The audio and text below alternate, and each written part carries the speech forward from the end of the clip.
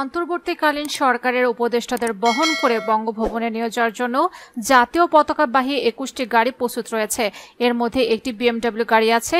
বৃহস্পতিবার সচিবালয় মন্ত্রিপরিষদ বিভাগের সামনে পার্কিং জোনে রাখা হয় গাড়িগুলো। সচিবালয় থেকে জানা গেছে, পরিবহন পুল থেকে পাঠানো গাড়িগুলো মন্ত্রিপরিষদ বিভাগের সামনের পার্কিং জোনে রাখা হয়েছে।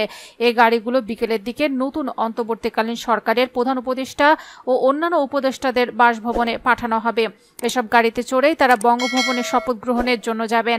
প্রস্তুত থাকা ২১টি গাড়ির মধ্যে ১৫টি গাড়ি সচিবালয়ে ছেড়ে গেছে। বঙ্গভবনের উদ্দেশ্যে কোন গাড়ি কোন উপদেষ্টার বাসায় যাবে সেটি নির্ধারণ করা হবে বঙ্গভবনে। সেখান থেকে প্রতিটি গাড়িতে একজন করে প্রতিনিধি যাবেন বঙ্গভবনে। এদিকে ঢাকা মেট্রো ভ ১১-১৯-৫১ এ নম্বরের বিএমডব্লিউ গাড়িটি নির্ধারণ করা হয়েছে প্রধান উপদেষ্টার জন্য।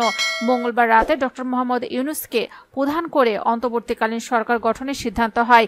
রাষ্ট্রপতি মোহাম্মদ শাহাবুদ্দিনের সঙ্গে ৩ বাহিনী প্রধান ও বৈষম্য বিরোধী ছাত্র আন্দোলনের নেতাদের বৈঠকে এই সিদ্ধান্ত হয়। আজ রাত ৮টায় তার নেতৃত্বাধীন অন্তর্বর্তীকালীন সরকারের শপথ নেওয়ার কথা রয়েছে।